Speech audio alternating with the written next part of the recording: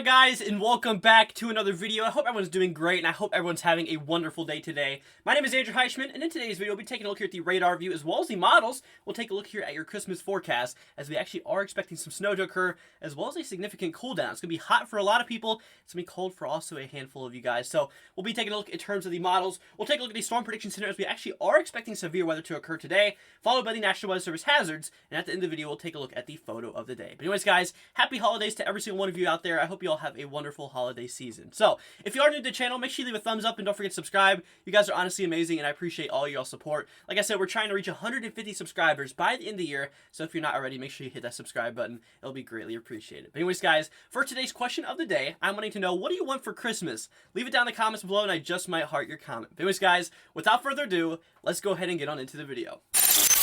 Alright, guys, so we're taking a look here at the radar view in terms of what is currently going on across the nation. So we're continuing to monitor this precipitation. All this moisture is driving itself into the western part of the country. You know, honestly, this is going from California all the way up through Oregon towards the Portland area, as well as up into bits of Seattle, Washington here as well. With all that precipitation, now further down the line, this is actually expected to track itself to the east, potentially allowing for a decent amount of snow to fall across those upper elevations. We'll actually get to more of that here in a moment when we look at the models. Now, here's the thing. We actually do move up to the northeast. We actually do have a bit of snow that's currently falling across bits of the parts of Maine here, potentially quite heavy at times. I mean, we're seeing some pretty heavy snowfall kind of fall near that I-95 corridor region here. So, you know, honestly, some quick accumulations with some heavy snow rates is probably going on at the moment. So, that's pretty much what we're dealing with in terms of the radar view. Now, let's go and take a look here at the models, and let's see what we're dealing with in terms of your upcoming future, as well as your Christmas forecast. Alright, guys, so we're taking a look here at the models in terms of things. We're taking a look here at your NAM model, also known as your North American model. So, you know, like we did see on the radar, you know, it's relatively clear for the most of you guys.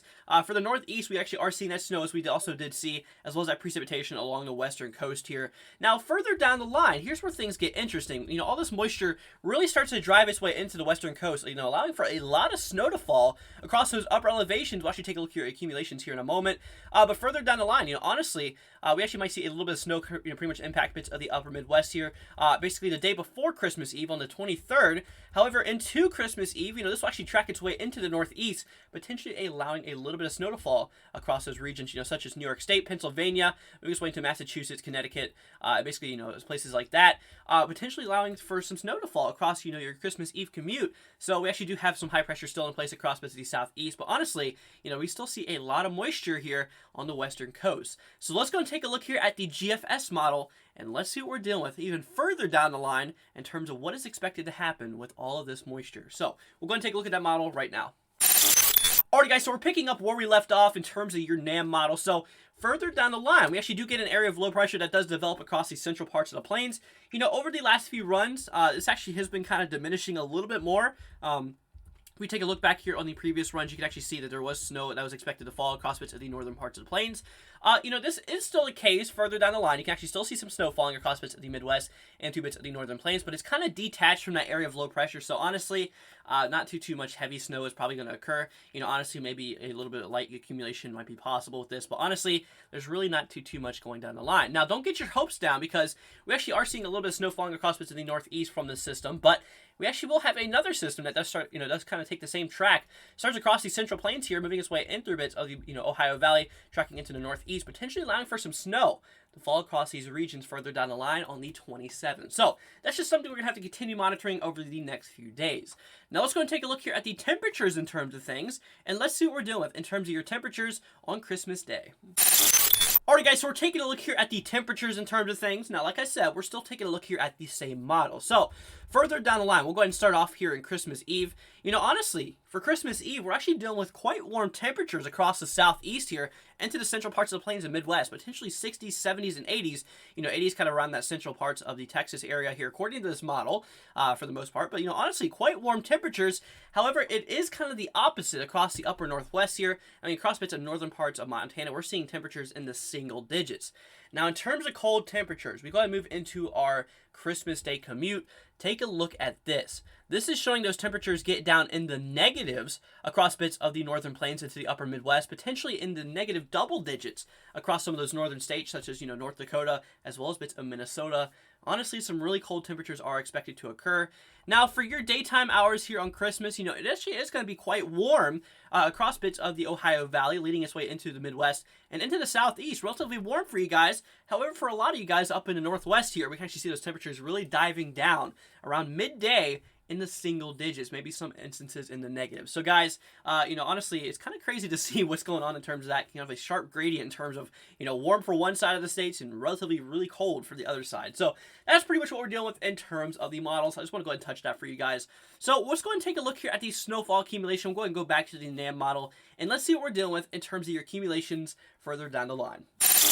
Alright guys, so we're taking a look here back at the North American model. However, now we're taking a look here at your accumulation side of things. So honestly, due to all that heavy snow that we are seeing across bits of Maine, we could potentially see maybe up to a few inches fall across bits of the region here in Maine. Like I said, we are currently seeing a lot of heavy snowfall fall across this region. So as all that moisture, all that precipitation moves its way in through Christmas Eve here, honestly, maybe a trace to a few inches across bits, the northern plains here, kind of skimming the area here into the northeast. Maybe 1 to 3 inches across some of these areas, especially towards New York State.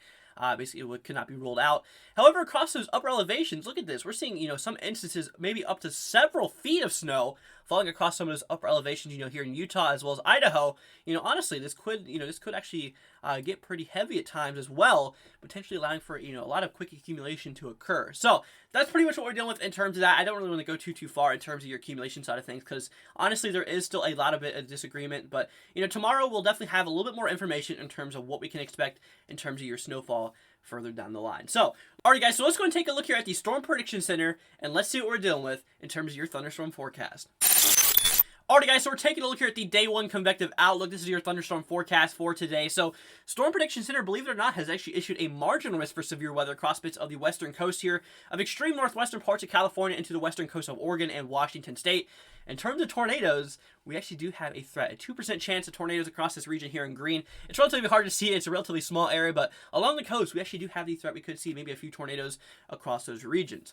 Now, in terms of damaging winds, we actually do have a 5% region as well across the same area, basically showing that every single 25 miles, you have a 5% chance of seeing damaging winds 60 miles per hour or more. Now, in terms of hail, we're not really expecting anything hail-related. So, that's pretty much what we're dealing with in terms of the thunderstorms. I just want to go and touch that for you guys because we actually did have a severe threat for today. So, let's go and take a look here at the National Weather Service hazards, and let's see what we're dealing with in terms of your hazards across the nation. Alright guys, so we're taking a look at the National Weather Service hazards in terms of what is currently going on across the nation. So, in terms of winter weather, we actually do have some winter weather advisories kind of in this kind of purple shaded blue area. This also does include bits of northern parts of Maine. This is just showing that some impacts of winter weather is expected. Now, in terms of heavy impacts from winter weather, we actually do have some winter storm warnings in effect across the western coast here, for those upper elevations of California leading in through Oregon and Washington State. We do have a few more for the Rockies as well, moving its way in through bits of northern Maine as well, showing that heavy impacts of winter weather is expected. Now, in terms of things, we actually do have some winter storm watches as well across the western part here of Wyoming here into southern parts here of Montana, showing that winter weather further down the line is possible. So just stay tuned as additional winter storm warnings might be needed. Now, we actually do have some red flag warnings in effect across the western part of Nebraska and through Colorado, as well as, the western part here of Texas. This is just to alert all your firefighters that fire weather might break out. Like I said before, this is usually caused by low relative humidity as well as some gusty winds. Now, in terms of gusty winds, we actually do have some high wind warnings in effect across the area here in New Mexico, as well as Wyoming here, kind of in these darker shades, showing that heavy winds are expected to occur. And if you guys have anything loose outside, such as lawn furniture, I recommend bringing it in just until these have been lifted. Now, we actually do have a flood watch in effect across the southern part here of California as well, showing that flooding is possible further down the line, so just stay tuned as flood warnings might be needed. But anyways, guys, that's pretty much what we're dealing with in terms of the hazards, so let's go and take a look here at the last segment in today's video, and let's see what we're dealing with in terms of your picture of the day. Alright guys, so we're taking a look at the photo of the day. This one goes to my man Andre again for taking this beautiful shot here of a thunderstorm with a nice CG strike. You can see that cloud to ground lightning bolt hitting down on the ground. It almost looks like it's hitting that tree down here in the right hand corner. It's actually quite, surprising to see that. But beautiful shot, Andre. Congratulations on being selected again for today's video. Now, if you guys would like the potential in being one of our future videos, I'll leave our Discord down in the description below. You guys can join that as well as you post your photo there. Alright guys, so that's going to wrap it up for today's video. If you guys did enjoy it, make sure you leave a thumbs up and don't forget to subscribe. Like I said, we're trying to reach 150 subscribers by the end of the year, so if you're not already, make sure you hit that subscribe button. That'll be greatly appreciated. But anyways, guys, that's going to wrap it up for today's video, and I'll catch you all in the next one.